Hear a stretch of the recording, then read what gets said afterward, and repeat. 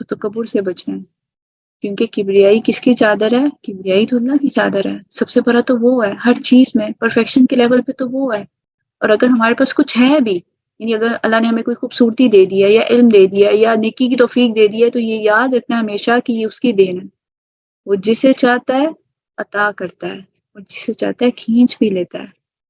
تو اگر ہم تکبر کریں نا تو اپنے آپ کو یہ، یعنی تکبر کی جب بھی فیلنگ آئے نا تو اپنے آپ کو سمجھانا چاہیے کہ یہ تمہارا کوئی کمال نہیں ہے، اس میں یہ اللہ کا دیا ہوا ہے، تمہارے اندر ٹیلنٹ ہے یا کچھ بھی ہے، تو ساری تعریف تو اسی کی ہے جس نے عطا کیا ہے۔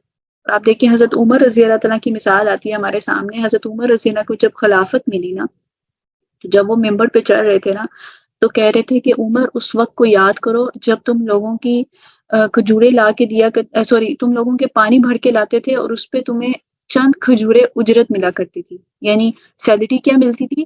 چند کھجورے، جس سے تم اپنا پیٹ بھرتے تھے۔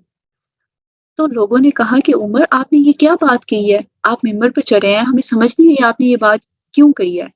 تو حضرت عمر رضی اللہ تعالیٰ نے کہا کہ جب میں ممبر پہ چڑھا ہوں نا، میرے دل میں تکبر آیا ہے، تو یہ نیچرل چیزیں آ جاتا ہے، ٹھیک ہے، صحابہ کے دل میں آ سکتا تھا تو ہمارے دل میں بھی آ جاتا ہے۔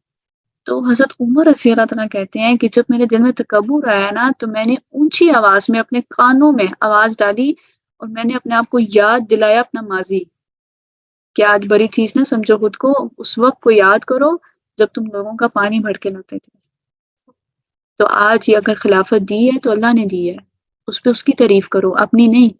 اور اگر ہماری کوئی تعریف کرے بھی نا، جیسے بہت سارے لوگ کرتے ہیں کہ ماشاءاللہ آپ نے اتنا پڑھ لیا ہے اور آپ یہ کر رہی ہیں وہ کر رہی ہیں، تو اگر بندہ اپنے آپ کو جانتا ہے اندر سے، اپنے ساتھ تو سچا ہونے کی ضرورت ہے نا، تو بندہ اپنے آپ کو کہے، چلو اس وقت ان لوگوں کے منہ پہ نہیں کہہ سکتے، لیکن اپنے آپ کو بڑی چیز جو جب بھی ایک فیلنگ آئے نا کہ ہاں واقعی میں بہت اچھی ہوں، واقعی میں یہ کام کر رہی ہوں، نہیں میں اپنا ماضی یاد کروں، میں کون تھی، میں کتنی گناہ گار تھی، یہ تو اللہ کی دین ہے، یہ تو اللہ نے توفیق دیا مجھے، تو آج میں یہاں پہ ہوں، نہیں تو آج پتہ نہیں میں کس برائی میں ہوتی، کیا کر رہی ہوتی۔ تو ساری تعریف تو اللہ تعالیٰ کی ہے۔ حضرت ابو بکر رضی اللہ عنہ کی جب کوئی تعریف کرتا تھا نا تو وہ کہتے تھے کہ یا اللہ مجھے میری اس پہ پکڑ نہ کرنا، میں ایسا نہیں ہوں جیسے یہ لوگ سمجھ رہے ہیں، اور مجھے واقعی ایسا بنا دے جیسا یہ لوگ سمجھ رہے ہیں۔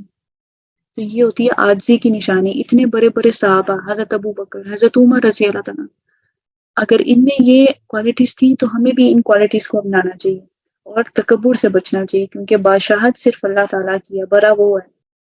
اور پھر آپ دیکھیں قیامت کے دن کی بات ہو رہی تھی، اب آپ دیکھیں سورۃ الفرقان میں قرآن پاک میں اللہ تعالیٰ فرماتے ہیں الملک یومئذ الحق للرحمن وکان یوما علی الکافرین عسیرا، کہ بادشاہت اس دن حق ہوگی، کس کے لیے؟ رحمان کے لیے۔ اب رحمان اور ملک یہ دو نام اکٹھے اللہ تعالیٰ استعمال کر رہے ہیں، جیسے کل ہم نے پڑھا تھا نا الرحمن علی العرش استویٰ، اللہ تعالیٰ نے کہا کہ رحمان عرش پہ بلند ہے۔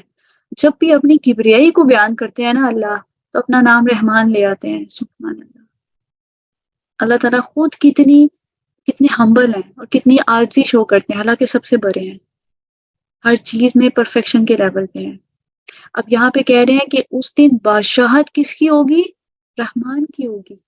اور یہ بندہ ڈرتا ہے کہ اچھا اس دن اللہ تعالیٰ کی بادشاہت ہوگی، پتہ نہیں کیا کر دیں گے اللہ تعالیٰ۔ اللہ تعالیٰ کہتے ہیں رحمان کی ہوگی، رحمان۔ اور پھر آگے اللہ تعالیٰ فرماتے ہیں وَكَانَ يَوْمًا عَلَى الْكَافِرِينَ عَسِيرًا، تو اس دن بادشاہت سخت ان کے لیے ہوگی جو کافر ہیں، جو کفر پہ جن کو موت آئے گی، جو کلمہ پڑھ کے مریں گے ان کے لیے انشاءاللہ رحمت ہوگی۔ تو اللہ تعالیٰ اس دن اپنی اس بادشاہت کو استعمال کرتے ہوئے کیسے فیصلے کریں گے؟ جن میں ظلم نہیں ہوگا۔ اللہ تعالیٰ ذرہ برابر بھی نہ آج ظلم کرتے ہیں کسی پہ نہ کل کریں گے، اللہ تعالیٰ سب کو برابر جزا دیں گے، محسن کو اس کے احسان کی پوری پوری جزا دی جائے گی، اور اسی طرح نافرمان کو اس کی نافرمانی کی بھی جزا دی جائے گی، لیکن جو توبہ کر کے آئے گا اس کے لیے اللہ رحمان ہے۔ اور پھر آگے ایک حدیث آتی ہے، حضرت عبداللہ رضی اللہ عنہ سے روایت ہے کہ یہودی علماء میں سے آپ صلی اللہ علیہ وسلم کے پاس ایک عالم آیا اور کہا اے محمد صلی اللہ علیہ وسلم، ہم اپنی کتابوں میں یہ پاتے ہیں کہ بے شک اللہ تعالیٰ سارے آسمانوں کو اپنی ایک انگلی پہ رکھ دیں گے اور ساری زمینوں کو اپنی ایک انگلی پہ رکھ دیں گے، ٹھیک ہے، قیامت کے دن کی بات ہے، اور درختوں کو اور پانی کو اور تری کو اپنی ایک انگلی پر اور ساری مخلوقات کو اپنی ایک انگلی پر رکھ دیں گے، پھر فرمائیں گے کہ انل ملک، میں ہوں بادشاہ. تو نبی صلی اللہ علیہ وسلم مسکرائے، یہاں تک کہ آپ صلی اللہ علیہ وسلم کی داڑھی کھل گئی، اتنا مسکرائے. یعنی اس عالم کے قول کی تصدیق کی کہ ہے تو یہودی لیکن بات ٹھیک کر رہا ہے. پھر آپ صلی اللہ علیہ وسلم نے یہ آیت پڑھی، وما قدر اللہ حق قدری والارض جميعا قبضته يوم القیامہ والسماوات مطویات بیمینہ سبحانہ وتعالی عما یشرکون. آپ صلی اللہ علیہ وسلم نے جو آیت پڑھی اس کا ترجمہ کیا ہے؟ سورہ زمر کی آیت ہے کہ انہوں نے اللہ کی قدر ہی نہیں کی جیسے اس کی قدر کرنے کا حق ہے. کیا ہم اللہ کی قدر کرتے ہیں؟ کیا ہم اتنی بادشاہت کو سمجھتے ہیں اس کی؟ اور اسی طرح جب سجدے میں رکوع میں جاتے ہیں ہم کہتے ہیں اللہ اکبر سبحان ربی الاعلیٰ، کہ اللہ تو بلند ہے. ہمیں تو مطلب بھی نہیں پتا نماز کے، تو ہمیں فیلنگز کہاں سے آنی ہے؟ تو اب آپ دیکھیں جب سجدہ کریں نا تو آپ